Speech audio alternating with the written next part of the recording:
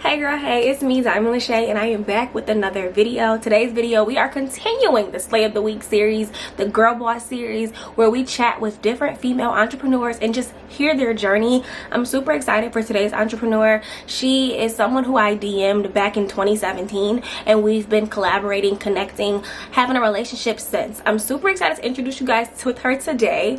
It's Nisha from LaBelle Hair Collection. Let's just get into this video.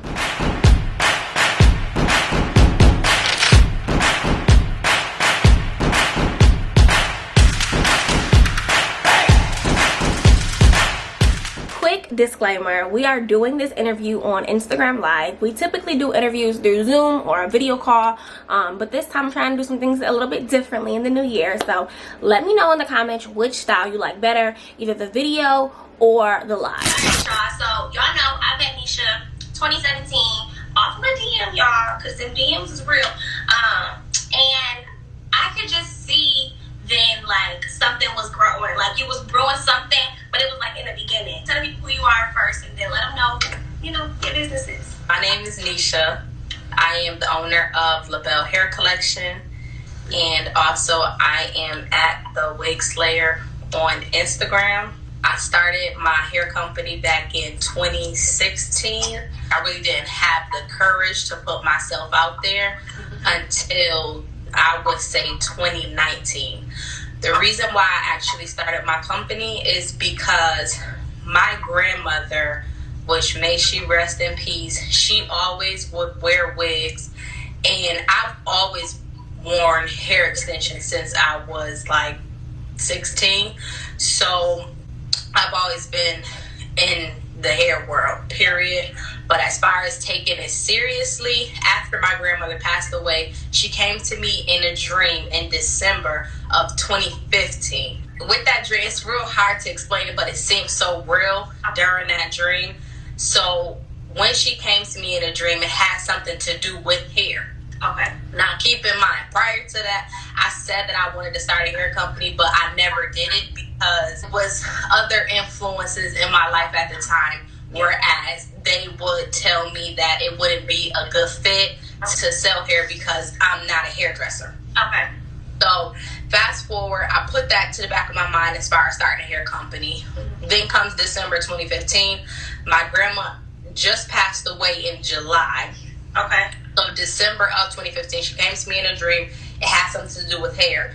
Went over with my mom, my brother, and my sisters, and they like, okay, we'll just do it. I'm like, I think that's a sign for me to actually just do it. Yes. Just do it. So I ended up really starting it in April of 2016. Got a website built in 2017. Okay. And how I realized that was something for me that I was destined to do is the fact that every year around her birthday, I get blessed in my business. So how it actually, and keep in mind, I'm not like this so strict spiritual person. Like, that's not me. Yes, I believe in God. Yes, I pray. I don't go to church though, but I don't think you need to go to church to speak to God or receive your blessings. But so every year on her birthday, I get blessed. Her birthday is July 27th. Okay. Or 26th, one of them. My mind is a little crazy right now. The first thing that happened that I noticed when I would start getting blessed on her birthday was July of that 2017. So remember, you got the website built. Right. I was initially supposed to launch my website April. So I reached out, I found a web designer. Okay. And I ended up finding them from Facebook. Okay. They ended up telling me it will cost me, $1,000? I forgot. It was like in the $1,000 range. Yeah. At that time, I'm just starting out. Haven't sold hair consistently yet. So I'm like, $1,000. Like, you can't just work with me. Yeah. I got discouraged from that. I'm like, you know what? I can't do it. I can't pay $1,000 for no website. Not right now. Yeah. So I ended up finding my graphic designer / one of my close friends on Instagram. Okay. Met her in April. Okay. Talked to her. I did a payment plan with her on my actual website. So this still in 2017 now, if I'm not mistaken. 2016 or 2017, one of them. But it's the month of April though. So During that month, she's like, okay, when do you want your website done? Okay. I'm like, my goal was to have it done by May. She put me on a payment plan. I would pay her X amount of dollars every 2 weeks, I believe, up until that May date. Okay. As we all know, life happens, things happen, bills come up. Every time you got something to pay for, something else always comes up. So what ended up happening was each time that it would be time for me to pay for her, a bill would come up and I would have to choose whether I would pay her or pay that bill. Okay. Ended up getting discouraged, cry, the usual. So I'm like, okay, my website never gonna get done. Okay. So at this point, I'm still working. I still have a 9 to 5, right? Okay. So still being in communication with her, being completely honest, like, hey, I know we had a May date set. Okay. I'm not going to be able to do it in May. We go push it to June. Okay.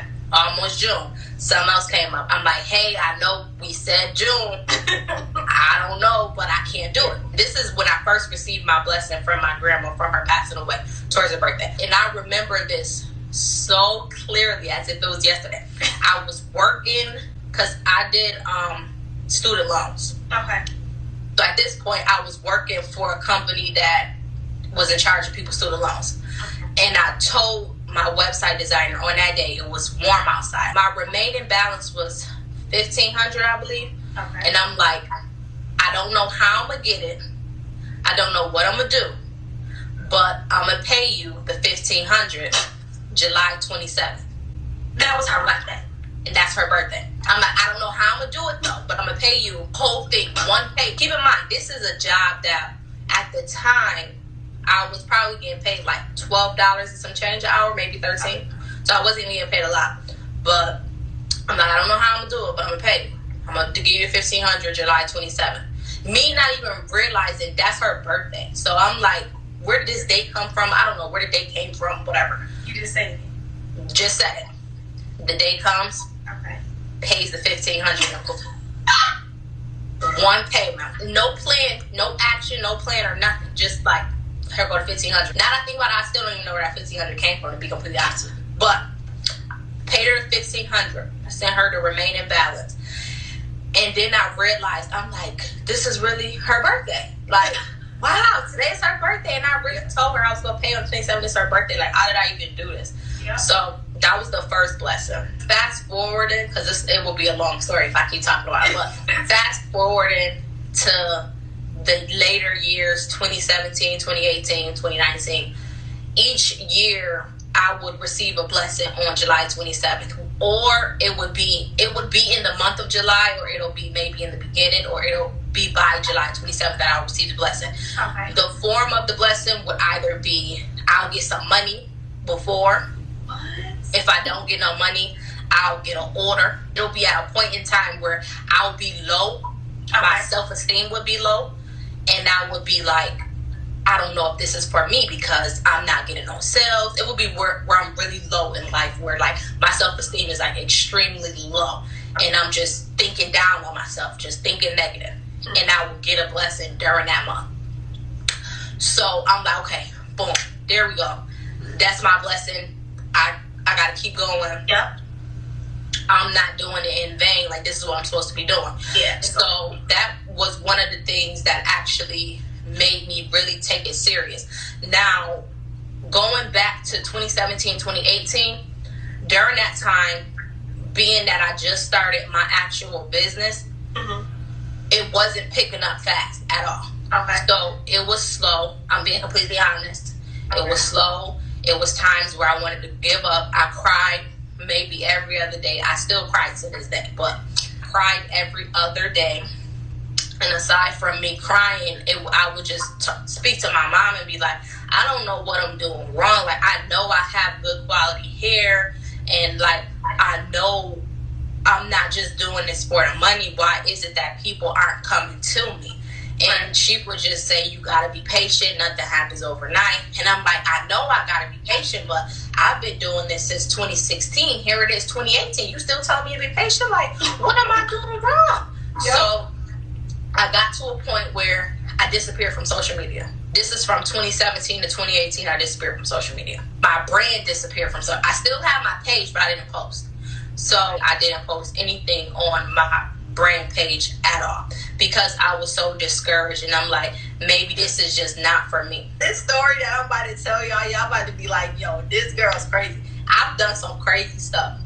Okay. Now, 2018, I quit my job. Now, I'm going to be completely honest with y'all because I feel like this will probably help somebody. You want to know why I quit my job? I quit my job because I was so geeked up on the hype of having my own business that I was rushing the process, and I was rushing myself to the point where I'm like, okay, I got my own business. I don't need no 9 to 5. It's time for me to just put all my funds into my business. Like, this is what I need to do. Hit the ground running.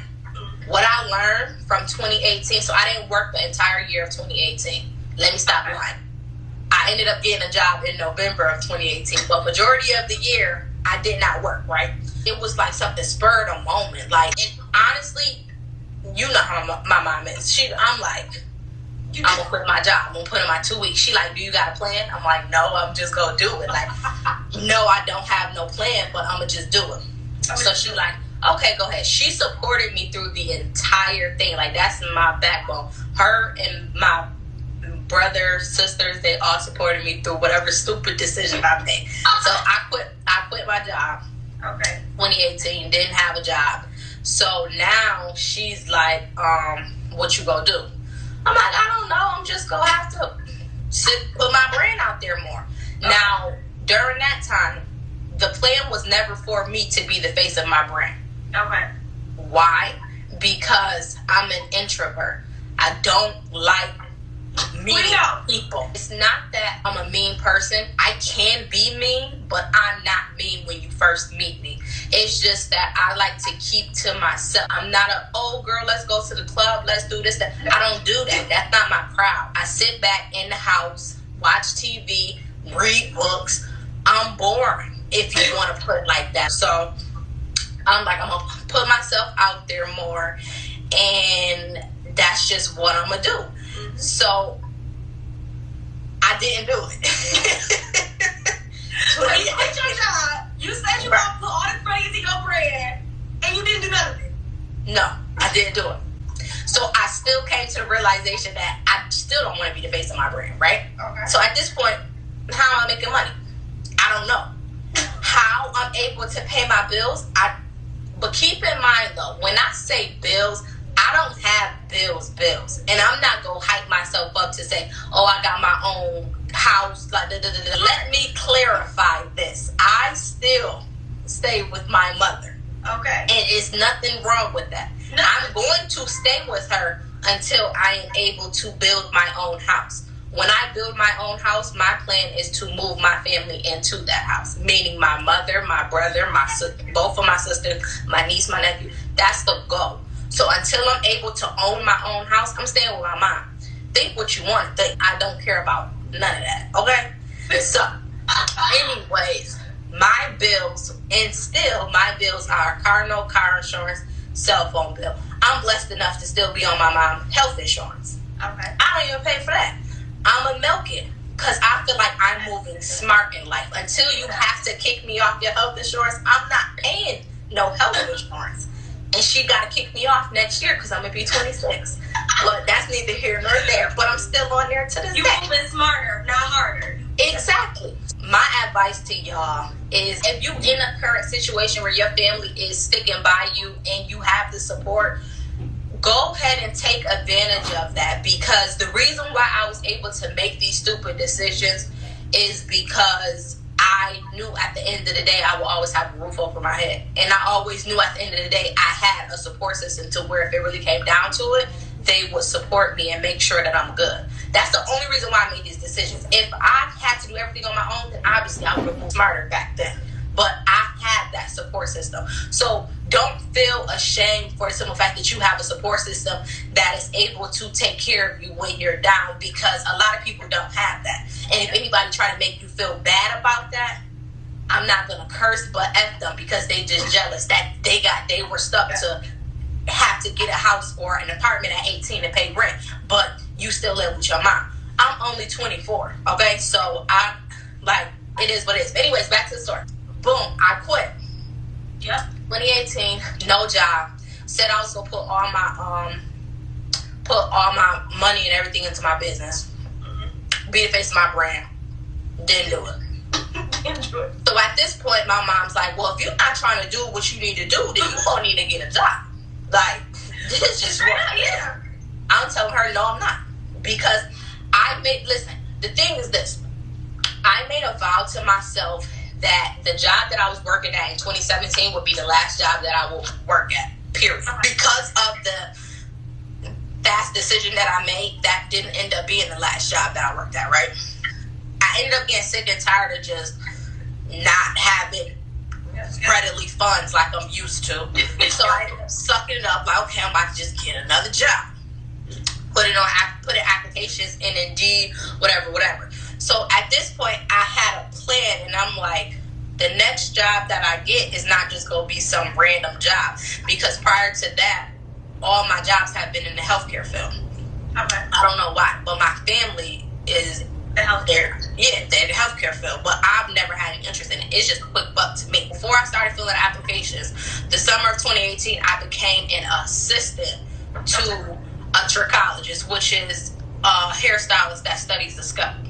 So I ended up being the assistant of a hair salon owner. Okay. It was good money. Started May of 2018, I believe, if I'm not mistaken. Started May of 2018. And then it started to slow down in August, because at that point, you got to remember, people tend to get their hair done a lot in the summertime, but then when it's close to the fall and the winter, they start getting hairstyles that last longer. So they're not in the shop as frequently as they are in the summertime. Yeah. With that job, that was a blessing in itself, because that taught me everything that I know about color, and that taught me everything that I know about hair. Now, I've never had any interest in becoming a hairdresser. It just so happens that the way God set his plan up for me, that I would just be in the hair industry. So at this point, I'm just like, okay, I might as well just deal with it, because it keeps getting presented to me. So by the time stuff ended up slowing up with the hair salon because of the season changing, that's when September came and I started putting in applications. Okay. So because I had the experience with being at the hair salon and everything, that kind of put more under my belt when it came to me running a hair company, because I got to know and understand the other side of having a hair company, which is dealing with customers and the hair. Yeah. On a one-on-one level. So what I ended up figuring out was, I'm like, well, if I really like the hair salon environment and everything, what I'm going to do is I'm going to try to land a job at an insurance company. The reason why is because if you are a wig maker, you know you can charge an insurance company money to make the wig for patients who have issues with hair loss due to their health concerns.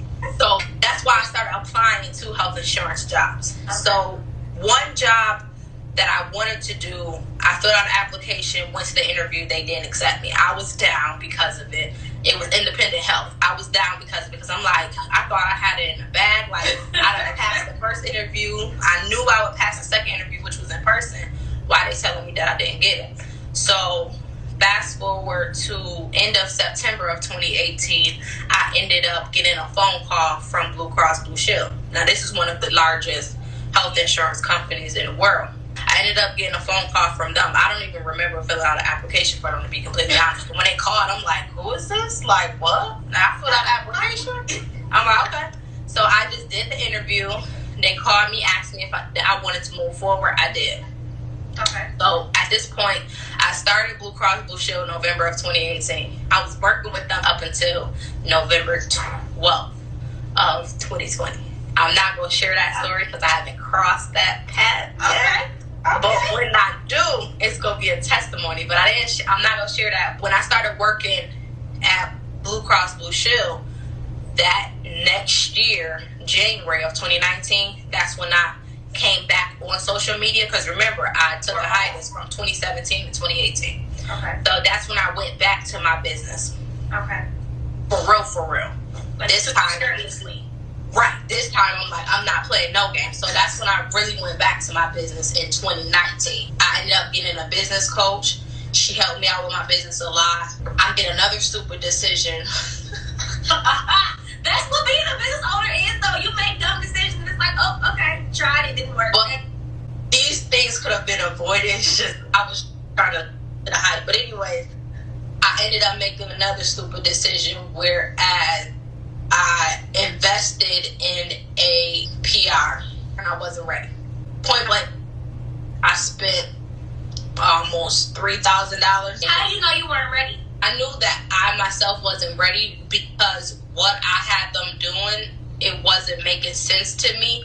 And even when I would have to do it on my own, I still wasn't seeing the outcome that I wanted to see. But here's the thing, though. What I've learned is the reason why you're getting a PR is for them to pitch for you. They're literally not there just to do the work for you, and then you don't do anything. You have to understand what it is that your end goals are as far as your business. You got to understand that every little thing that you do has to revert back to that customer clicking that checkout button on your website. And that's what I didn't understand. That's what wasn't clicking with me.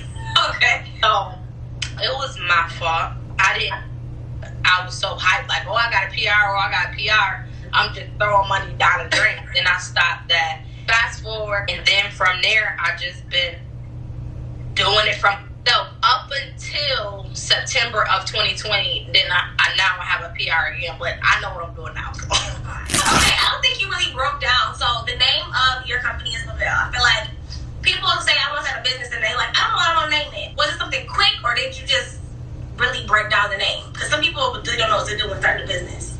Okay, so when I first started my business, like I told you before, my business came about because of my grandma.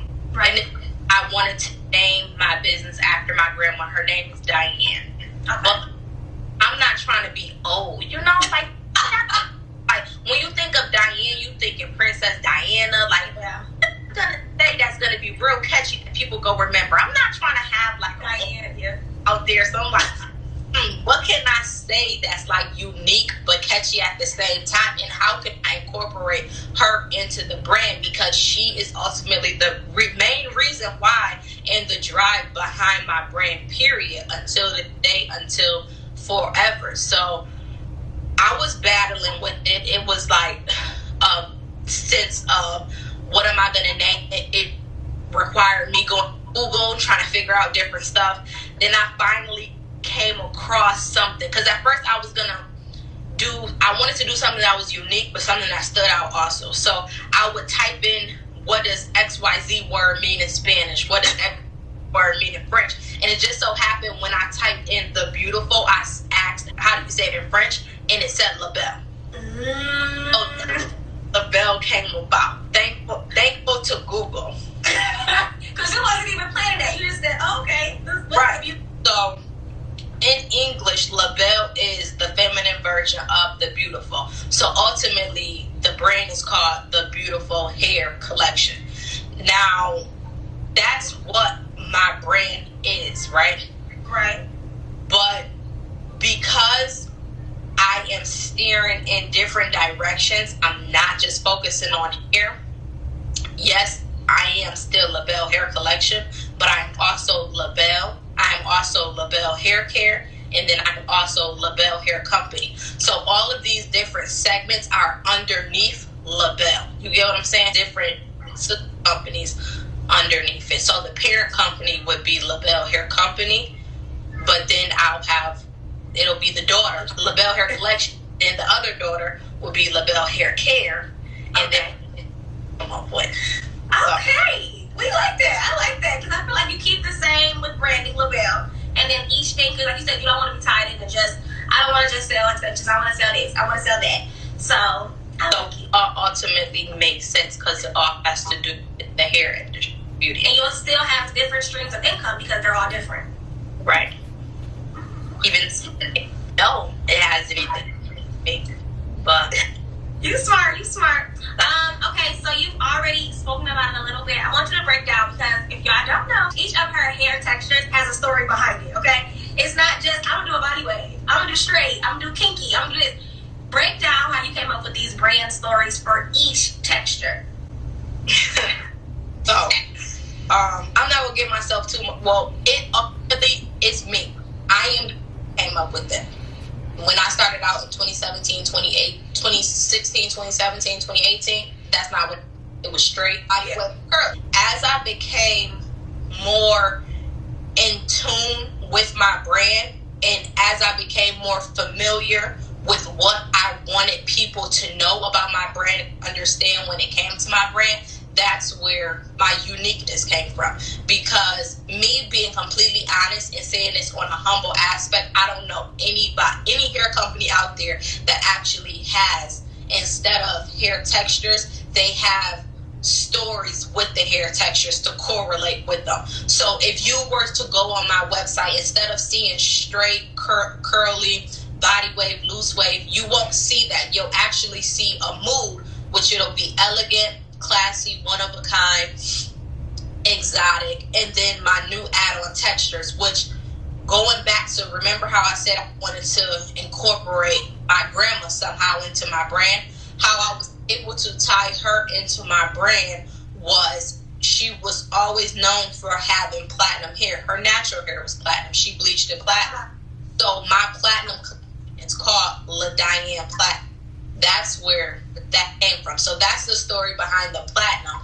And then as far as the other textures, those are the moods that I want the customer to be in when they purchase those hair. You want straight hair, you're going to click on the elegant. So when you get the elegant, I want you to be in the mood like, okay, I'm trying to be, I need my fur, I need my diamonds.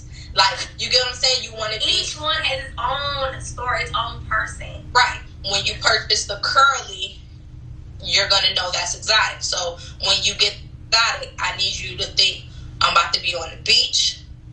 I'm about to have a margarita. Yes. In a bathing suit. I'm about to get a tan. That's the vibes that I need you to be on. So basically, each texture has its own vibe. So instead of you going on my website and seeing the normal, which you see on everybody's website, straight body, you see that on everybody's website. So that's why I named my hair textures Mood. And that idea actually came about from a conversation that me and my graphic designer would have as far as what direction I would want to take my brand in. So that's why I always say I don't want people to feel as though I'm the mastermind behind everything that I do, because ultimately I'm not, but there are people in my life who influence the moves that I actually make. So I can't really take credit for everything, because everybody that's in my life, they play a part into how I run my business and how I market my business. Yes, we love that, because you get straight here, you feel real elegant, and then you get that exotic. You're like, I'm going on vacation, I'm about to get on the beach. I feel it, because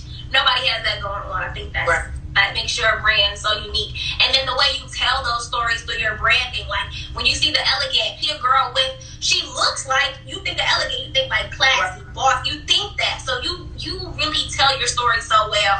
And I want to talk about you telling stories, because you really tell your brand story every single day. Like with videos, pictures, yes. Your website, you tell your story, and stories are what get you customers. So, but you got serious. 2017, 2018. Did you sit down and like write down like a business plan with your story and everything, or did you just, each thing just comes as it comes? And I know some people may think I'm lying to this day. I don't have a business plan. I know what a business plan look like, but I've never put a business plan together. Never put a marketing plan together. Honestly, how I figured out my actual story, and I'm gonna be completely honest with you, it was me actually sitting down and figuring out what problem am I solving when it comes to my, what do I want my hair company to stand for? And the main thing that pointed out with me was I wanted my hair company to be a representation of women who need that extra in their self-confidence, who love to show off their hair extensions as self-expression. So they wear their hair a certain way to basically describe what type of person that they are. So that basically was what my actual brand story evolved or centered around.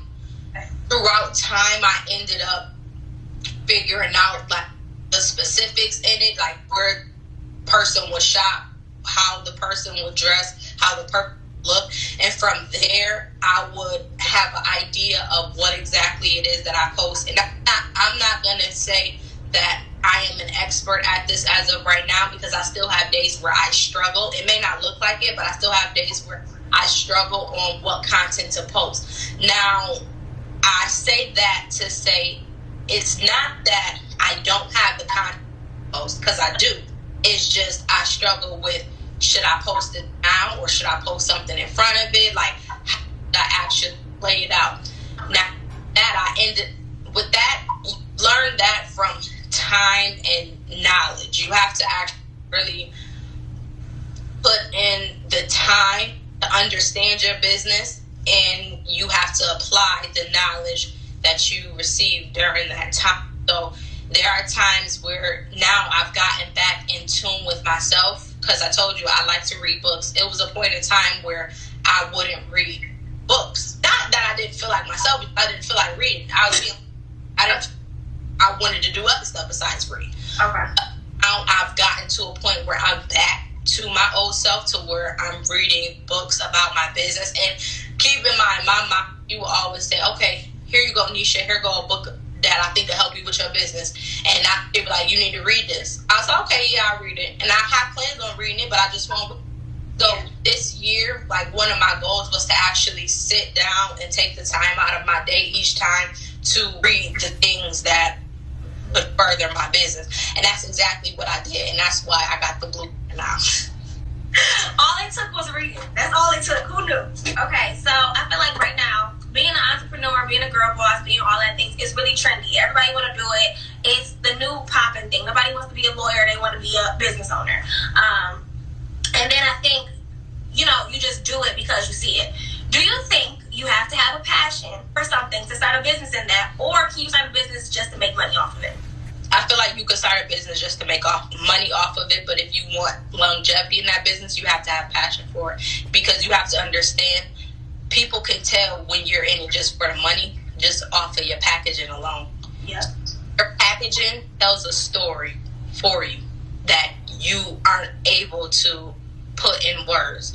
Your packaging would be the reason why somebody shops with you. Prime example, my packaging for my LaBelle hair care, my packaging for my wig, my packaging for my bundles. You can tell that I actually spent time into that packaging and say, okay, I'm about to put you in the bag that don't got no logo on it, or I'm about to put you inside this poly mailer from the post office with plastic bundle bag that I got from the vendor that sent the hair to you, and I'm not gonna give, oh, thank you, I'm just about to ship it out to you, and that's gonna be that.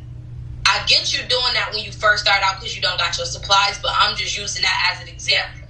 Aside from somebody who wants to continue to do that, not invest in their business in the future. If you don't have a passion for what it is that you're doing and you want to be a business owner, you might as well go get a 9-to-5.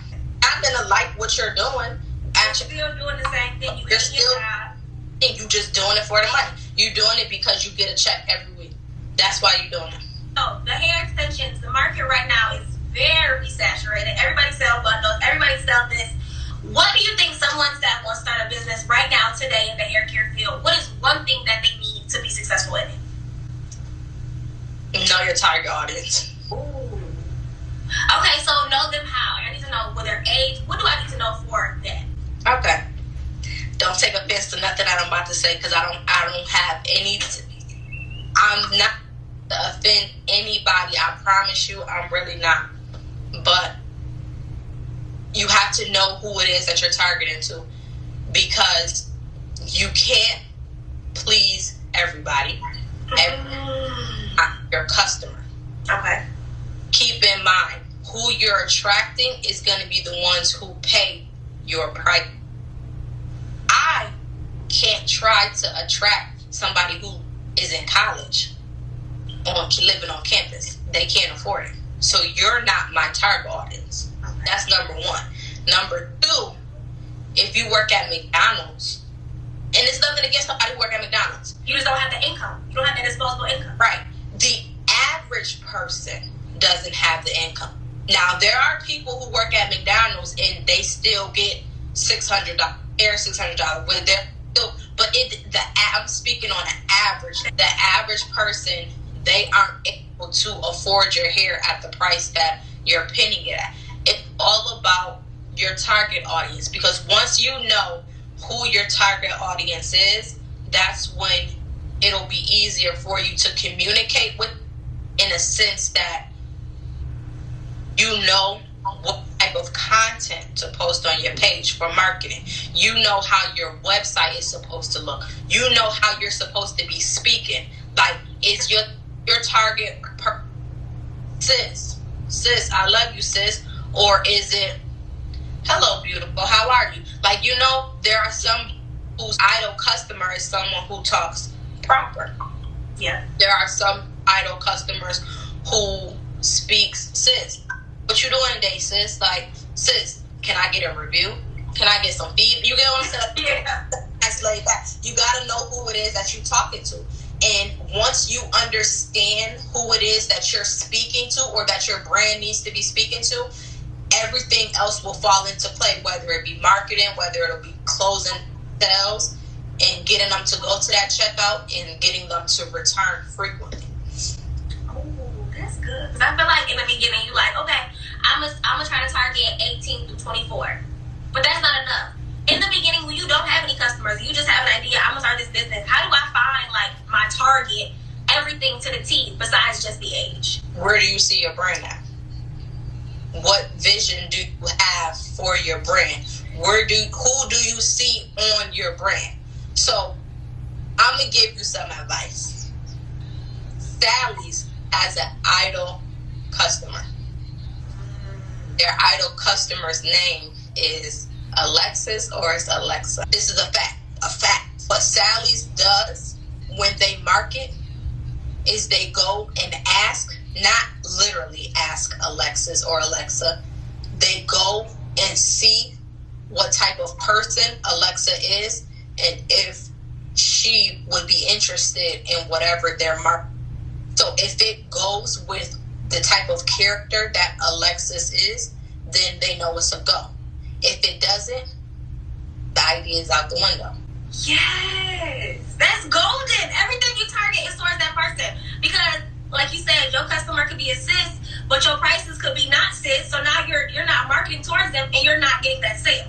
Right, and you got to understand, when you're figuring out your ideal customer, going back to Sally's, they know what Alexis, I think it's Alexis. They know what she eat. They know how she look. They know her income range. They know if she got kids. They know what type of house she living in. They know if she got a high school diploma or a college diploma. They know if she's married or not married. They know back to if she's a mother, if she's not a mother, what she likes to eat, where she like to go in free time, how she like to dress. All that plays a key into how you speak to your customer, because you have to be able to resonate with that customer on one of those characteristics. My case, my target audience would be 25 through 34. You're not, like, you personally, you're not a target audience. Here's the thing. What business owners make a mistake in is they try to portray themselves as their idol customer. Sometimes you're not your idol customer, and that's okay. Sometimes you are. Depending on where you see your actual company, that's going to determine what type of idol customer you will have. When I was younger, I wasn't my idol customer, right? Right. But I wasn't in the sense of age, but I was my idol customer in the sense of mental. Yeah. Because the way that I think in capacity is more mature than what my actual age is, right? Right. So, yes, I was my idol customer in that sense, where there are people who are younger than your age range who are indeed your idol customer. But again, all the person has to do is reach one of those characteristics that your idol customer has. They don't have to be all of them. It's just one of them. Because think about it. All I got to do is get your attention one time. One time. Yeah. Whether it be from me posting something, me doing video on something, me going live, all I got to do is get your attention one time. And depending on why I got your attention, that's going to make you click that follow button. Now, with you clicking that follow button, I got you there, right? I don't as a sale, but I got you interested in me. So it's kind of like a relationship. You interested. You want to see what I got to offer. So as you follow me and you see more and more of my content and you're able to relate to what I'm putting out, not to say you're relating to me personally, you're relating to my brand.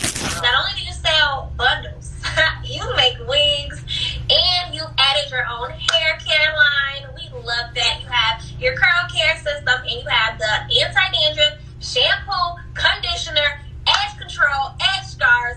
How did you know it was time to add products besides hair to your business?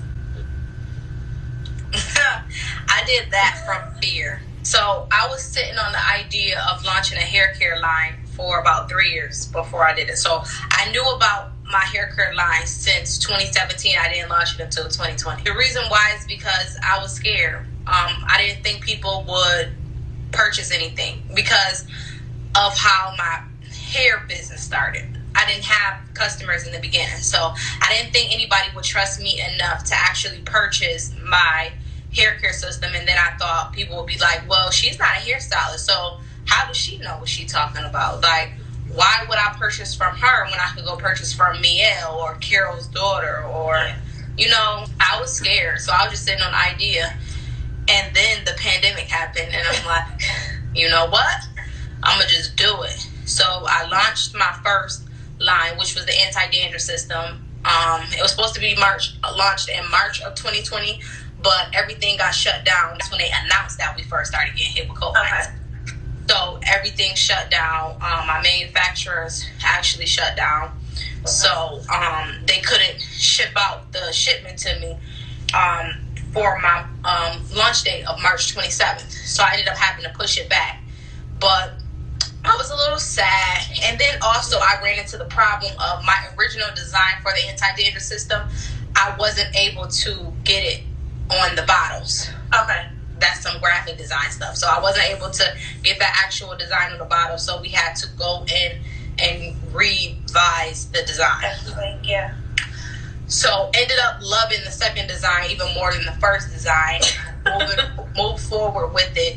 And even when I was supposed to launch on March 27th, one thing that I did not do is I did not stop posting content in regards to the anti-dandruff system. So I was still present on social media, even though I had to change my release date.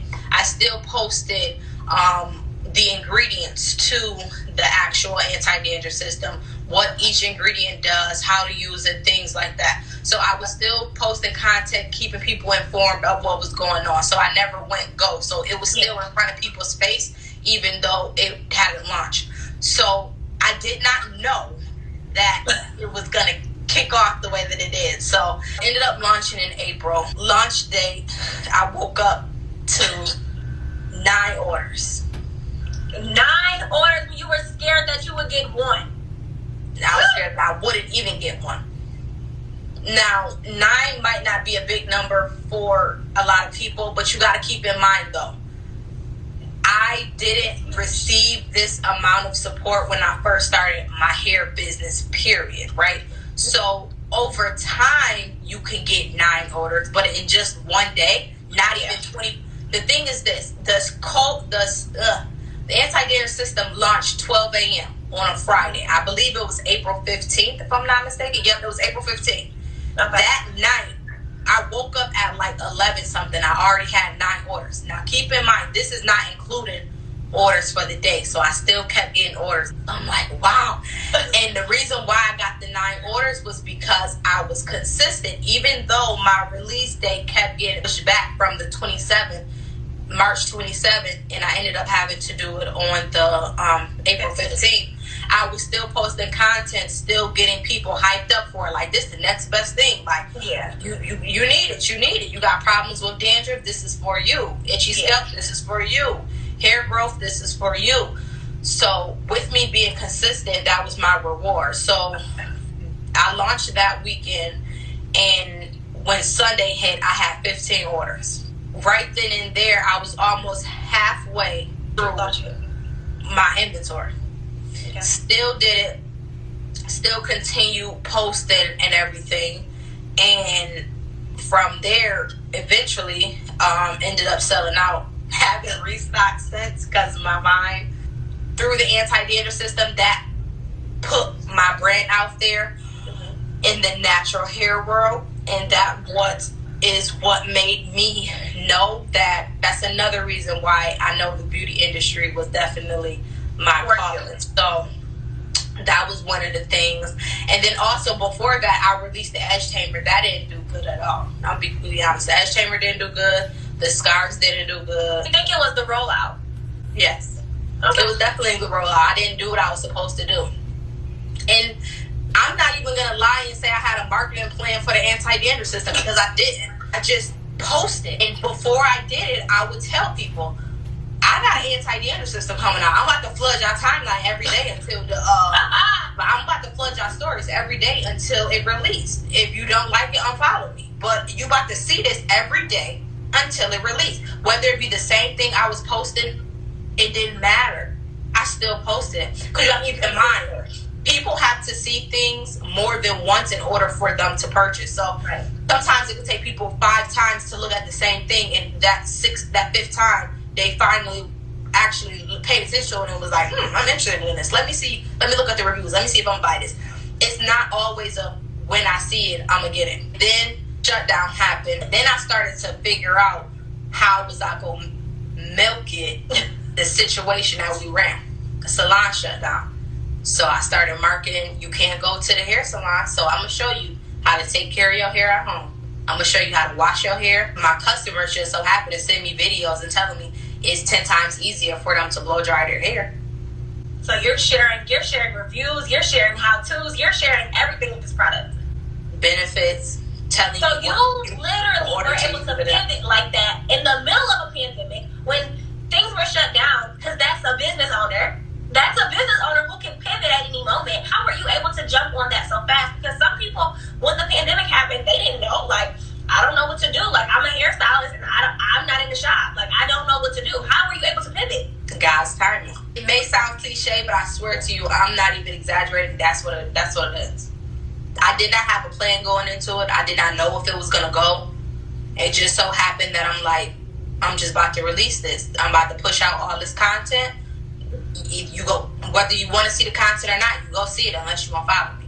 And even if you don't want to see it, I'm gonna make sure that you see it. This is before I turned this page into my wig page, because before this page was my wig page, it was at Beautiful Nisha, was my personal page. I posted all my content on my personal page, and I gained so many loyal people from that. Just seeing your content. Just seeing it on my stories repeatedly. And I didn't post it on my timeline. I just kept posting it in your stories. I didn't post it on my feed. I just kept posting it on my stories. My stories used to be stupid long. Like, you thought Arrogant Tay stories was long. My stories used to be long. Every single day, though. Like, every day, just posting content back to back. But it was mainly me telling you how the product worked. Me telling you what are the key ingredients in the product, how they're supposed to work, what are the benefits of natural peppermint. You get what are the benefits of avocado oil, stuff like that. So I'm literally giving you the rundown of everything that was used in the system, and then I'm telling you how it works and benefits your hair. And then after that, I'm telling you, hey, do you want to see me wash my hair? You're not only getting the answers from me, but you're getting the answers from people that's in your timeline. Because while I was showing the benefits and everything, I would also ask my followers, like, if you support me, can you just repost this flyer? Mad people just started reposting it, and the more people saw it, it would bring them to the company page, and then from there they would start seeing the benefits. And then when my reviews started rolling in, I would start to market from my reviews. The crazy thing about it, if you're a business owner, you know how hard it is to get people to do videos for you and reviews. I didn't have to ask these people; they just sent it to me. People would just comment under my post like, I just purchased it from you, and I didn't even know. It's like, I just purchased it from you and used it on my daughter hair. I'm about to use it on my sister hair tomorrow. Or I just used it on my son hair. I'm about to use it on my hair tomorrow. Like, people would just tell me, and I'm like, I've never gotten this before.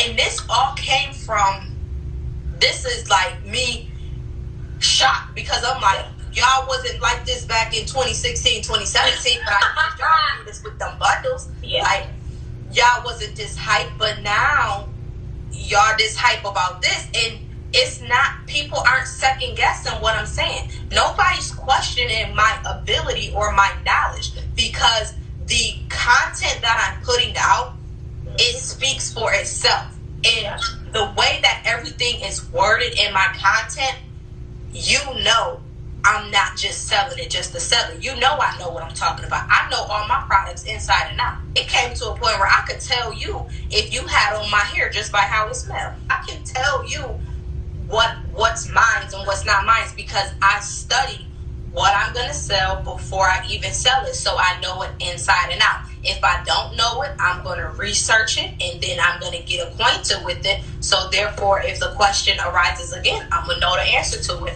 and I'm going to be able to explain it to you in a way that you understand.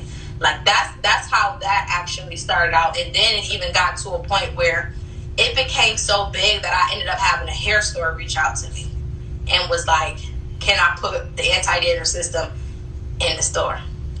And I turned it down. Well, what set me apart for the anti-dandruff system? My presentation. Nobody has those matte black bottles. And the fact that it's so plain, but it's detailed volumes, that right there just goes to show your logo could be super simple and still be effective. You don't need all that glitz and glamours. I don't have glitz and glamours on mine. It's just simple, clean, and longevity. It's not something that I have to change if I change my logo. Like, I don't have to do that because I got it right in the beginning of my business. So therefore, as I evolve, it's not something that needs to change. Now, even with the presentation, that helped me. The way the bottles look helped me. The fact that people could see the bottles in my hand and see that I visually have the product, that helped me. Not only that, the fact that they saw other people purchasing the anti-dandruff system. Not only that, they're seeing people literally, and this is no exaggeration. Like I said, I had people commenting on the page telling me they just used it. Majority of these customers, I don't know them. I'm pretty sure they don't even know that it's me behind the page. But that's neither here nor there. The point I'm trying to make is timing is everything. When it's your time, it's your time. I'm not saying that I planned this, because I did not plan this. I did not know it was going to go the way that it went. I just went with the flow. That's all that I did. And you remain consistent too. I think that's the thing that you're forgetting. People say, okay, I started your company today and I'm not selling by tomorrow. And it's like, you didn't even give people the time. You were, in those 3 years, you were building that relationship with that customer. You were getting to know them. You were reaching out to them. You had already built up that momentum. And then after a month of seeing the same product over and over, now I'm like, wait, what is this? Let me just buy it and see. And then when I get the bottle, the packaging is on point. So it's just like everything was already set up to win. So that once I got the bottle in my hand, it just solidified. Like, wow. You knew what you were actually purchasing. You knew why you were purchasing it. You knew how you. And also, I think the fact that even, and I still do the same thing to this day, when people would reach out to me and they would ask me certain questions, or they'll tell me what specific issue they're having with their hair, I would be able to tell them what order to use the anti-dandruff system in. And they would come back and say, wow, like, it works. It even got to a point where I've had customers tell me every product that I use a couple days later, my scalp is flaky. And when I use your anti-dandruff system, I don't see any of that. My product actually works. I have people who literally swear by my products and they only use my products. They don't use any other type of hair cares, and no other type of shampoos, none of that. They literally use it. I've had people tell me their hair has gotten fuller from it. I've had people tell me their hair has gotten healthier, scalp has gotten healthier. They've seen a difference in what the anti-dandruff system has done. So not only that, I've had people purchase it more than once. Like, it came to a point where I have this one customer. She bought it, made her friend buy it. Her friend made her sister buy it. Then her mom bought it. Then she bought it for her boyfriend. Then they both doubled back and bought 2 more for themselves. And now everybody is mad because I haven't restocked yet. Until this day, people are still literally writing me like, when are you going to restock? Why haven't you restocked yet? Do you have a date in mind? Exactly. And it's like, again, timing is everything. But I think my issue with the restocking is the fact that I was trying to focus on so many different entities within my company that I felt like one focus was greater than the hair care, when hair care should have been on my top priority. That's what I ended up figuring out. So so you already talked a little bit about it. So before you want to roll out a new product, whether it's a new texture, a new hair care, whatever, how long do you test out the product before? And do you share it with other people, or are you like, I'm gonna try it by myself and then I'm gonna move on? Because my products target natural hair people, I'm not natural myself. I get relaxers. So yes, I try it on myself, but I have a list of natural hair. My family is natural. I'm not natural though, but my family's natural. So I have them try it out. I have other people who are natural. I have them try it out, and they tell me what they like, what they don't like. I can't really give you a timeline. Each time I come out with a new system, it's not that I just started trying it out. I've tried out all the systems that I'm releasing, come back to it again and figure it out. Lately, I haven't been releasing any new hair textures because of the shift of my life, being that I brought in hair care. So I haven't really been focused on hair texture, so I don't really have that issue. But as far as hair care though, I've been sitting on all these lines for 3 years. So it's just a matter of me putting everything out there now. You spoke a little bit about it earlier. I'm so happy you're finally starting to become the face of your brand. You're finally stepping into like the forefront of, I'm LaBelle and this is my company. Was it hard transitioning to being the face of the brand even though you are an introvert? Or was it something that you just knew like, this is what I have to do?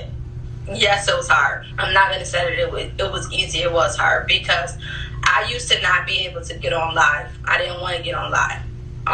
If I was to get on live, it would be on a company page. Okay. And remember, just using my personal page. I never used to go live with my personal page. When I turned it into the wig page, that's when I started going live. What was the hardest part? Any tips you can give somebody who is trying to become the face of their brand, but they just struggling? Just do it. I realized that if I wanted to make money, I would have to become the face of my brand. The reason being is because I didn't have the extra funds sitting around to pay somebody else to do it for me.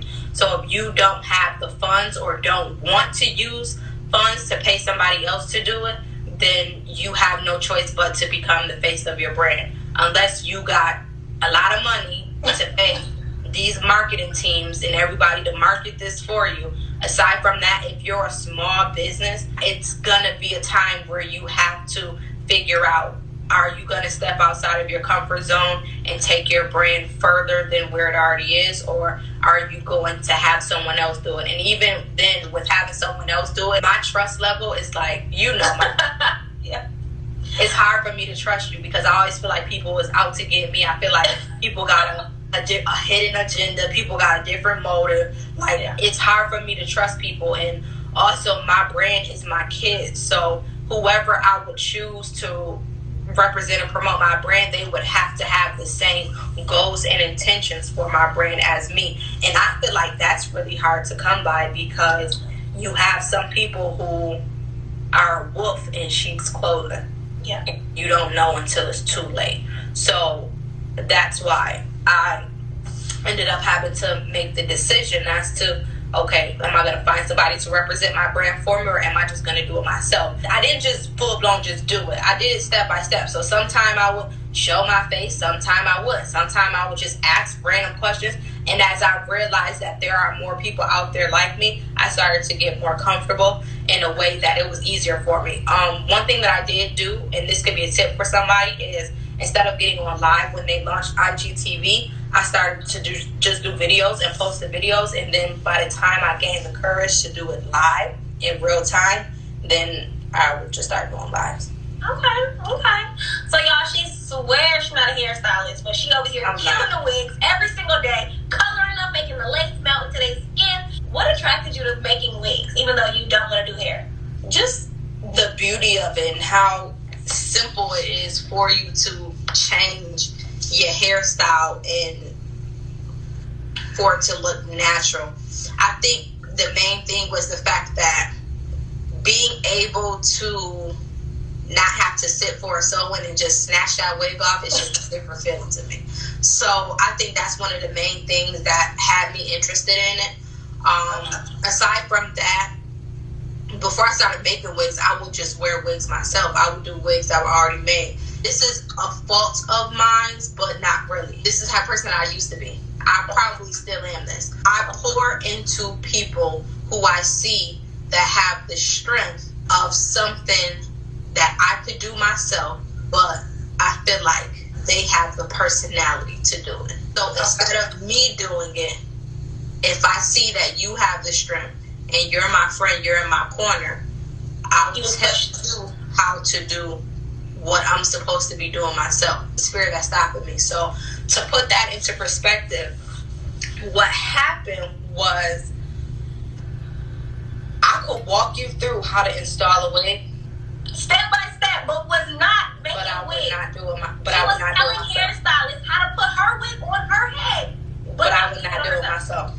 I would not do it myself. And the main thing was, it was fear of me doing it. I don't know why I was fearful of doing it, but I just was. And the crazy thing about it is, it's not like I wouldn't take it serious, because I would invest in classes. I would tell other people what class to go to, what class to buy. I would go half with you. I would be your model. Like, I was actually studying it myself, and everything that I learned, I told it to the person, or I'll tell it to anybody that I see that they have an interest in it also. I'll tell them, give them the rundown of what I learned, and I'll walk them through how to do it. Rather than just doing it yourself. Rather than just doing it myself. Well, now she's transformed. She's made her new page, the Wig Slayer. She's slaying wigs, her own wigs, other people's wigs. She revamps wigs. You now offer one-on-ones, okay? You offer the videos. What is the hardest part about teaching? And how do you know it's time for you to be a teacher? That's the thing. I don't know. Maybe it is, maybe it's not. I don't know that it's time. The main reason why I even started to roll out like the virtual one-on-ones and everything was because I kept getting the question asked to do it. Okay. But recently, today, I went through something mentally to where I'm starting to question if I should still even have that available. But it's not a matter of I'm not good enough to do it, because that's not the case. I am. It's me personally. Remember, I said I do things at a fault, which can be my weakness. I pour into people extremely too much, and I don't know when to stop, to the point where it eventually stops me from pouring into myself. At the end of the day, the purpose of being a teacher is to help people accomplish what you've already accomplished. I haven't accomplished everything that I wanted to accomplish. So if I pour into you everything that I'm supposed to pour into me, and I'm not helping me, how does that work? It doesn't, because I'm telling you what to do, but at the same time, it's making me not have time to level myself up, because I'm trying to get you to the next level. But at this point, the next level that you're trying to go to is a level that I myself don't feel as though I've accomplished as of yet. So in a way, I'm taking bricks away from my house so you can build your, and I'm ending up homeless. What made me think of that, and I do want to shout out to my friend in business. Her name is 5-Star Hair Boutique. She really put that into perspective for me. Not saying that she was speaking to me specifically, because she wasn't. She was just making a general statement. But it resonated with me and made me think that maybe it's not my time. Not to say that I'm trying to be this money hungry person, like I don't want people to win. That's not the case at all. It's just that I don't feel as though I'm in a spot for me to sit up here and say, I'm about to mentor you and tell you exactly what needs to be done. I can't do that because I'm not even done. But you can't take it as me saying I'm not going to help you, because everybody who DMs me knows I'm going to give you the rundown. I'm going to tell you, okay, you need to use this 30 volume developer, sit it on there for an hour, boom, let me know how it's going to tell me. I'm going to give you free game until I can't give you free game no more. And it's stuff that I tell you that I could charge for, but I don't, because I genuinely just want to help you. But as far as me trying to stay on top of you and make sure you're succeeding in your business, I have succeeded in mine. And I'm not at a point where I feel comfortable enough to say my business is going to do good on its own. Because I'm not at a point where my business is making its own money. I'm not at that point yet. Okay, well, that's the good thing with being a business owner. You can try things, trial and error. Doesn't work, pull back, try again later. That's the great thing. But let's just, if you have a time machine, 5 years from now, where do you see the LaBelle brand and all of its entities? I don't know. Like, I can tell you where I can see the LaBelle hair care entity by the end of this year. Okay, where do you see it? In Walmart, Sally's, and Target, if not all three of them, at least one of them. If not all three, at least one of them. Before 2022. Before. Because that's the focus. Or all. I think all three. I think you're playing small. I think all three. Right. Whatever I'm deciding to do in the time that I'm deciding to actually do it, that's where I see that. As far as my LaBelle hair collection, I see that big too. I see it on the scale of still being online. But keep it, I have bigger dreams than just beauty brand, right? So basically, where I see myself 5 years from now, aside from the beauty brand, I would have to say I am the owner of a real estate agency. Yes! Speak, I am. You heard that? I am. Don't judge me on this, but this is stuff that I've always wanted to do since I was a kid. Sell multi-million-dollar homes, build commercial buildings, so a broker, once I become an agent, and having my own beauty bar. And what's crazy is the fact that I already know how my beauty bar is gonna look. It's all in my phone. So like if somebody was to, not speaking into existence, but somebody was to steal my phone, they have my whole blueprint, down to the interior decorating, down to what the staff go wear, the colors of it, how I'm gonna have a room inside of the beauty bar to actually take pictures in. I can give you a general idea of it without going into too much detail, because I feel like somebody will try to steal it. But then again, imitation is the best form of flattery. So you got to keep in mind, everything that I do that centers around LaBelle, it speaks for the type of clientele that I want to come into LaBelle. So when you walk into the actual beauty bar, the vibe that you're going to get, whether you're a mom, a wife, a grandma, regardless of what you are, it's going to be a place for you to unwind. So when you walk through the door, you have to take your shoes off because you're in slippers. You greet it with mimosas. You're going to be able to try on wigs. You're going to be able to get your hair done. You're going to be able to get your makeup done. It's just the entire vibe. Beauty bar is relaxation, boosting your inner confidence, getting your self-confidence back up there to the point where you're able to leave that beauty bar and go smash that goal, whatever you got planned, whether it be putting dinner on that table that night, whether it be stress away from job, you just want to relax. That's the goal of the actual beauty bar, is for you to just let go and be a woman and be in a judge-free zone. It's a real high class, I see it. I see it. Feel it in your bone. It's a certain kind of woman. I think you know your target customer so well. This would be perfect for her. The thing is, people always ask me, like, why don't you get a brick and mortar? It's not that I don't want a brick and mortar. It's just the simple fact that once I'm able to do it the way that I want to do it, then I will do it.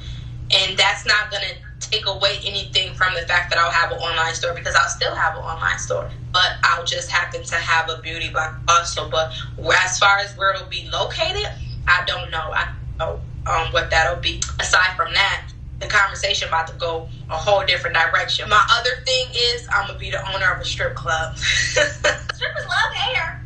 I'm just saying. Yeah. So, yeah, that initially when I was younger, I was going to have a beauty bar / strip club. So one side of it was going to be the beauty bar, and then I was going to be the strip club. so the strippers have easy access to, go get touched up and then go back. But I just renovated the idea and we just go to the strip club separate. All right, so I actually asked you some questions on my Instagram a couple days ago, and y'all showed up and showed out. Somebody said, what's the hardest part of starting a weave business? The hardest part about starting a weave business is getting the sales, especially if you're you got to understand. A lot of people say popularity is what sells, as opposed to going to the people that are unknown. I used to think like that too. Like, oh my God, people in Buffalo, people only want to go to the big pop people. Even though my hair quality is way better than theirs, but they still want to go to people in Buffalo. I just don't get it. I ended up realizing that that's not true. The reason why you're not making sales is for the simple fact that you are not resonating with the type of customer that is going to purchase from your brand. So it all boils down to your marketing, your target market, knowing exactly who it is that you want to be seen in your hair. Because Susie going to Erica or get hair from her, that doesn't mean that your brand is any less than Erica's. Maybe Susie is not your idol customer. So once you know who your idol customer is, then everything is literally going to fall into place. And I'm not saying that in a sense that it's going to happen over, because it's not. You have to know who it is that you see wearing your hair and how you can grab their attention. Once you figure that out, you'll win every time. She gave y'all some tea. Somebody says, how do I know what to invest in? It's so many classes and seminars. Everyone is a master. You have to see what are the reviews on whoever it is that is teaching that class. Shoot, go in somebody DM and ask them, oh, you took this class? Like, see who comment on a post when they say they offer classes, and see if you can find somebody who say, OMG, I loved your class, or go through, see if they have reviews, and reach out to those people who are on their reviews and say, hey, I'm trying to see, how did this class go? Like, I took a class with Portia. You don't do hair no more, I don't think. But I took a class with Portia, and I've had people actually reach out to me and say, hey, how was her class? Now, I don't know that from a can of paint. They just want to know, how was her class? Is it worth investing? And from that conversation, ask a few people, and that right there will determine if it's the best fit for you. Also, don't sleep on people who are not known either. You can have a simple conversation, whoever is teaching the class, and see if you like their vibe that they're giving. Ask them, what will you learn during that class? See if they'll be able to tell you exactly what you'll be learning, how you'll be learning it, and all of that. And if you get a good vibe from them, go forth with it. But you have to understand, investments are meant to be risky, so you're never going to know 100% if you're going to get a return on it or not. But research the class. Stop just taking classes because it's a cloud person. Even if you go to somebody who's good, it's not a guarantee that you'll get a return on your investment. But I'm saying a return on your investment in the form of cash. It might be knowledge, it might be a connection, it could be anything, but it might not be, I spent $1,000, I'm getting $1,000 back. Exactly. Or I flipped that $1,000 and made it $2,000. It may not be that. But as long as you learned something and you were able to apply something that you learned in that class, then that's a win to me. Sometimes you gotta charge it to the game. Somebody said, if I have $500 to start a hair company, what things are most important in the beginning and are necessary? That's a good question. A lot of people say buy product. But what's the point in buying product if you don't know how to sell it? So I'm not going to tell you to buy product if you don't know how to market it. Because when I first started, I had hair on hand, and I was sitting on over $5,000 worth of hair. Didn't know how to sell it. But first, you think the more important than selling it is learning how to sell it. Exactly. Take that $500, invest it into your business. In the case of marketing, your business, things like that, studying exactly how you can flip that $500. Not necessarily saying, okay, go buy $500 worth of hair, because if you're somebody who's an introvert, you might have a hard time with selling that hair. But if you're somebody who's an extrovert and you know a lot may not have a hard time, so go ahead and flip that $500. But once you flip it, make sure you invest in marketing and trying to figure out how you can make even more money. Because if you just keep flipping that $500 the same way, when it comes to longevity and you start scaling your business, how is your business going to grow when all you know is to just sell it to the same people? You don't really know who your target audience is. All you doing is going on Facebook saying, I got $3 and somebody buying it. That's not you knowing who your target audience is. Gosh, that's the goat. That's the goat. Somebody said, how long did you test hair out in the beginning? I already asked this, but when you added new textures, I've been testing out hair for about a month, and I don't have a relationship with my vendor. Should I sell it? That's up to you if you're going to sell it. I'm not going to tell you. Me personally, I've tested out the hair maybe for a year or two. Like I said, I took the hair through hell and back just to see exactly what it is. But also, you got to understand, you have to know how to talk to vendors. One thing I've learned in the beginning is the fact that we have a language barrier. Just because we speak proper and we say, I want X, Y, Z, doesn't mean that that's how the vendor understands what you want. You have to know how to speak to your vendor on the level that they understand. Not necessarily saying you got to know how to speak Chinese. I'm not saying that. But have to know what terminology to use when speaking with them. That way you guys are always on the same page. That way you can build trust so they know what it is you're looking for, because once they know what you're looking for, they know that what they provide you with is going to make your customers come back, which in turn will make you come back. Yes, somebody said 3 tips for branding yourself to be different. Be unique, relatable, know your product, or know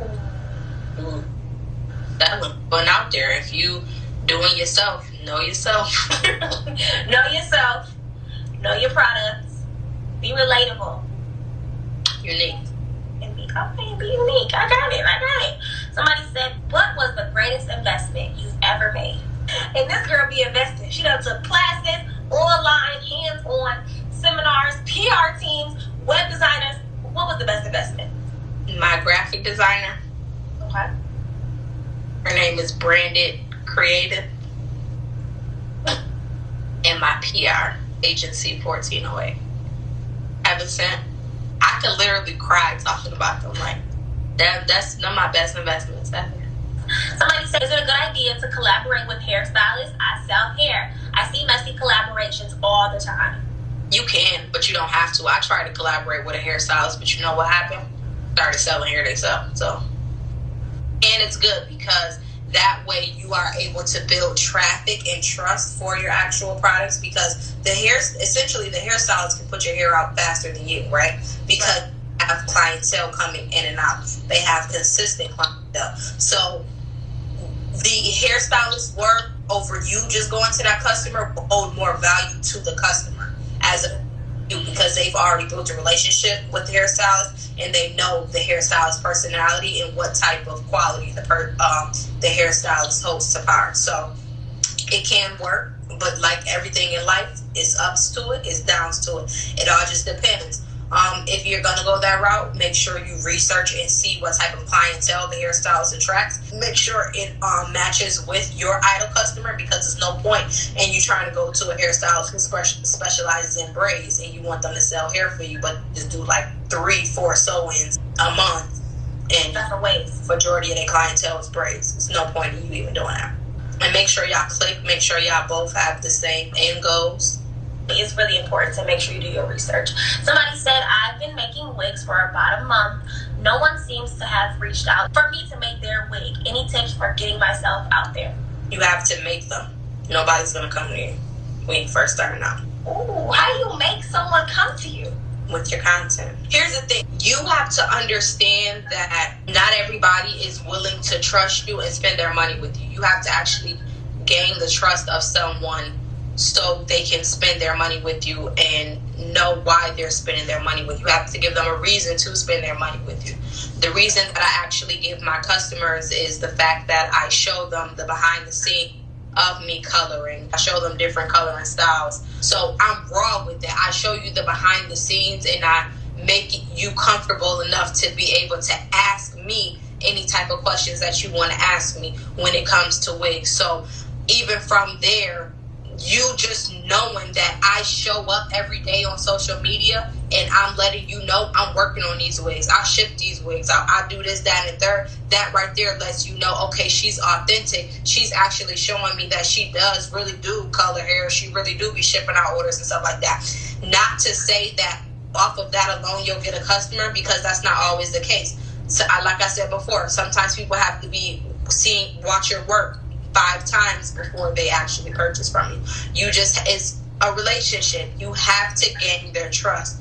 When you're first starting out, you're just getting to know each other. From there, you start to know a little bit more about each other, and then you grow trust. From that trust, you grow a bond. From that bond, it makes them go to checkout. So really create that relationship, that experience, so I know you inside and out, so I can purchase from you. Somebody said, do you think that if you sell hair, you should do it and vice versa? No, I don't do hair and I sell hair. So even before I started Wigs, I didn't do hair and I sold hair. The only reason why it didn't work was because I wasn't marketing the way that I was supposed to market, and I wasn't putting my brand out there the way that it was supposed to be put out there. My method of thinking back in 2017, 2016, 2018 was the fact that I thought things were going to get handed to me. Okay, somebody go see my brand. You get what I'm saying? So really understand the works of business and how you have to put your brand out there in front of people in order for people to purchase from you. If it was as easy as people just seeing stuff they sell, we would put commercials on TV. They put stuff in front of you. So for you to see, for you to go on their website or their Instagram page, whatever it may be. This is why we have billboards. This is why we have flyers. We have commercial. We have TV ads. This is why we see big McDonald's arches. This is all over attention of you. So if you are our idol customer, you're going to relate to one of the characteristics that we're showing through whatever it is that we're advertising, and we're going to get you to go on the website, or we're going to get you to go in the store and read the back of that bottle and look at them ingredients. And from there, it's going to determine either you go be a customer who makes decisions off of visual, meaning you go into the store, see the product, read the ingredients, and then you go to checkout, or you read the products, put the product back, leave the store, see it again, go back to the store, read it again, and then you go to checkout. Sometimes it takes one step to reel a customer in. Sometimes it takes 2. Sometimes it takes 5. It depends on the type of customer that you're actually coming into contact with. Social media is to be used as a platform. At any given moment, social media can shut down and all of your business could be gone. You do not own social media. You own your website. The purpose of you being on social media is for you to get your idol customer to follow you. The purpose of you posting content is for you to get your idol customer to click that link in your bio and subscribe to your website. Subscribe to your house that you own. You're renting your social media house. The ultimate goal on social media is not to sell. It is to convert that customer to your website so you own them. So if that rental space that you have on social media for some of it goes away, you still have that customer on your website, and you're still able to communicate with them because they subscribe to your website through email marketing.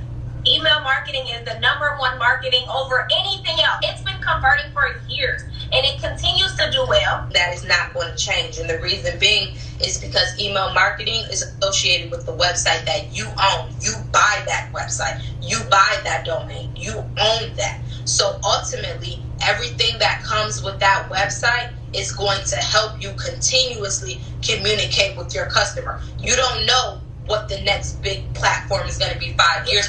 You don't know if it's going to be Instagram. You don't know if it's going to be a different type of social network. As you can see, the pattern that's been happening, there have been new apps that have been released. And some are living up to the hype. They're still going. Some are dying down. But you never know what the next best thing will be. That's like saying people thought that just because they marketed on Facebook, they could continue, and all they needed was Facebook. But look, then Instagram came into the picture.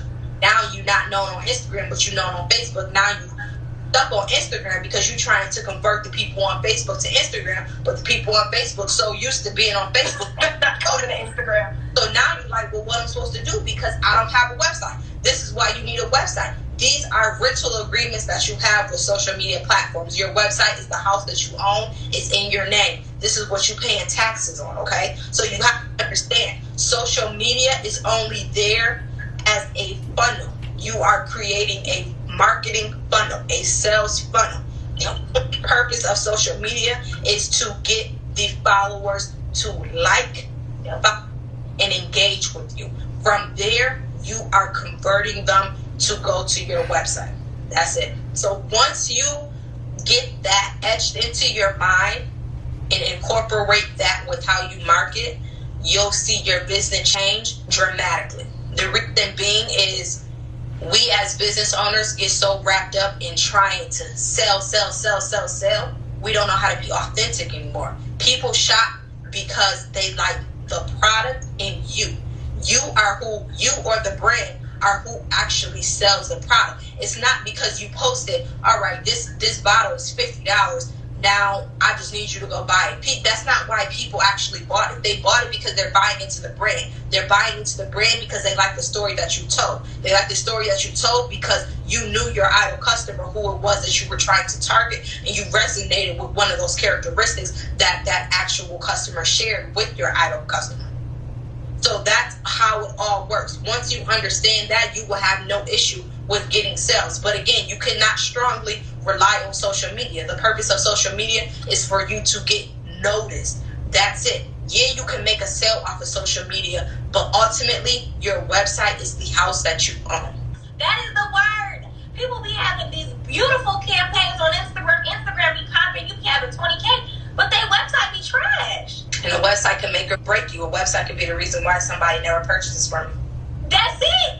That's it. Y'all gotta get it. That can actually be applied to this question, but I'm still gonna ask you this in case you have anything else to add to that. Somebody said, I'm popular in my city, but struggle to get customers with 20K followers. How do you convert? So your issue, you have to understand what type of page are these followers following. Is this your personal page? Again, it ties into who is your ideal customer. If this is your personal page that you have 20K followers on, not everybody who follows your personal page is your ideal customer. Some of them are friends. Your friends are not your ideal customers. Your family is not your ideal customer. Your sister is not your ideal customer. Your boyfriend is not your ideal customer. Your grandma is not your ideal customer. You have to understand that just because you got 20K followers does not mean you're going to have $20,000. Followers do not resonate with income. I have 3,000 followers on LaBelle Hair Company, and I sold out of the anti-dandruff system. I have a whole tribe on my hair care line.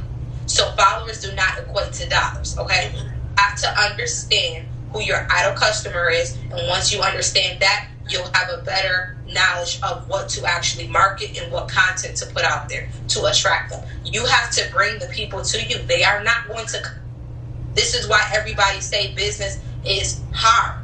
Just because you see us enjoying the fruits of our labors does not mean that it's always good. There are going to be times where you cry. There are going to be times where you get so frustrated to the point where you want to give up. There are people who are successful and they still go through these things. We are human. You have to bring people to you, and once you've brought them to you, the job is not done. You have to get them to come back to you and to continue to come back to you. You have to hold value in their eyes to whatever product it is that you're actually selling. It's not simple as having 20K followers. It was just a study done a couple of months ago, maybe last year, where it was on the Shade Room. The girl started a t-shirt business. She had over, 15K followers, couldn't even sell out. That's a prime example. Followers does not equate to dollars, period. Yeah, but stop thinking because y'all popular in y'all cities that y'all can sell stuff. And that's because they like your face don't mean they want to buy your product. Right. And that's another reason why you don't quit your job when too early. That's why. Somebody said, I've been in business for about a year and I can't seem to get steady customers. Should I change my target audience? It all depends on what your target audience is now and what are you doing to attract them. Because it could be a case where you know your target audience, but you just don't have the content that resonates with them. And that means you just got to switch up your content. It's so many factors that come into that when it comes to determining if you need to change your target audience or not. It's hard for me to really answer that specifically. But one thing I can say is whatever your target audience is, you have to make sure that it's not vague. Say, for example, if I said my target audience was 18 through 35, that's a big jump because someone who's 18 could not be as accomplished as someone who's 35. So you have to slim it down to be more specific. When you're dealing with business, period, you have to be very specific. very detailed. Those are the key in regards to running a business. Not only is it a key, but it'll help you scale your business so you can grow larger in the future. We got 2 more questions left. One, somebody said, thoughts on buying a vendor list? You can buy a vendor list, but Google is free. So, next. Last, somebody said, do you believe in influencer marketing? I don't know if I can afford to ship out free hair without knowing the ROI. Again, investments are risky. It can either make or break you. It's just something that you got to do. As far as influencer marketing, yes, it can be profitable. You have to do your research. You have to make sure whomever it is that you're contacting, they correlate with your ideal customer. They have to actually have the followers of people who are interested in the product that you're selling. For example, I have a curl care system line. I'm not going to ask an influencer who wears their hair bone straight every day to market my curl. Doesn't matter how many followers she has. It doesn't matter. It doesn't make sense because not only do you not resonate with my product, 9 times out of 10 your audience doesn't, because you don't produce content that has to do anything with curly hair or straight. So because I have a curl care, I would target people who wear their hair naturally curly, and then I notice that the type of content that they post would be the type of content that my target audience or the curl care system would be interested in. So you have to do your research when it comes to influencers, because I have some influencers who just do it for the money and post it and have you write the caption and that, or you have influencers who take it seriously and they really want to know about your product and give a good review and then refer people to you. But I think it's all risky. Like you said, it's like you can't gauge you. Just because you work with an influencer who has the perfect thing that aligns with you, it's no way to guarantee that by you sending her whatever, it's going to get you $10,000. Right, at all. And the reason being is because you just don't know. Investments are risky, period. When you're doing business with somebody, you do not know. That's why it is imperative for you to do your research on whomever it is that you're doing business with. If you have to pay them X amount of dollars, $3,000, $5,000, you need to make sure you have a contract in place to make sure that they do what they're supposed to do and what you pay them to do. Because there are people out there, unfortunately, who will try to get over on you. I'm going to do a quick this or that and I'm going to let you go. Coffee or tea? Neither. I don't drink neither, so I'm not no tea. It's disgusting. You're better off asking me cappuccino or coffee. Morning or night? Night. Tea or beach vacation? Beach vacation. Light or dark liquor? No liquor. Girl, you drink? Occasionally. R&B or hip hop? I can't choose both. I gotta choose one. You gotta choose one. R&B. Hip hop. Get on my nerves. Growing up, were you a Nickelodeon kid or a Disney kid? Nickelodeon all day. No, Cartoon Network. I was Cartoon Network, but that ain't even an option. That's not an option. What type of stuff is this? I would have to say Nickelodeon then. Definitely Nickelodeon, because I would watch Backyardigans and stuff like that. Okay. I'll give it to you. You want Instagram or Facebook? Instagram all day. You want the wealth or the love? Okay, now when we say love, what we say, like we speaking relationship-wise, family-wise, like what we saying? We're speaking relationship-wise. Like, do I want to be in love with like a significant other? Yes. You want to be married and have the simple things? Well, do you have any final thoughts for the people? You do not have to go to hair school in order for you to do wigs. So, no. How do you learn then? How do you know? How do I know how to do this? YouTube? Yeah, you got people teach you classes, trial and error. You gotta understand, cosmetology school is for people who want to do natural hair and understand the knowledge of hair, like scalp and all of that. They're not going to teach you wigs in hair school. Be as blunt as that. Main reason why someone would want to go to hair school is because it's good for you to have a license behind you. Like as far as getting into certain things. With me, I had the luxury of being the assistant of a hairstylist and hair owner. So I was able to use her to get the professional products that I actually needed. Nor do you need a license to do wigs. I can't speak on nowhere else, but you don't need a license in New York State to install wigs because you're not putting anything on anybody's hair. It's all skin. Especially if you're doing glueless, you're really not putting anything. It's nothing. You're not putting anything on anybody's skin or anything. I mean hair or anything. If you're doing glue shouldn't even go on hair, period. So you don't need a license to install wigs. But you do need a license to run a business though. So for the people who out there running businesses without their certificate of authorities and you're not paying sales taxes only also long. When did you get your business license? When I first started. I started in 2016. I made my business official legally in 2017. The reason why I did that so early was because my aunt's big on that. She literally walked me through the whole thing, like get an EIN, business bank account. She took me downtown to get a DBA, all that. Like she talked me through the entire thing. I'm so grateful for her too. She's one of my biggest supporters also. As soon as I got serious with my business, that's when I started it. I got a certificate of authority, sales tax, all that. I wasn't playing no games because when I get big, and the IRS not about to say that I owe nothing. So you about to know everything I make down to the penny because you're like, not going to be done. Not when I get big. Because I don't like giving people money. That's smart though, because if you do it in the beginning, you don't have to worry about catching up. Exactly. Not only that, when you lie, you have to remember those lies.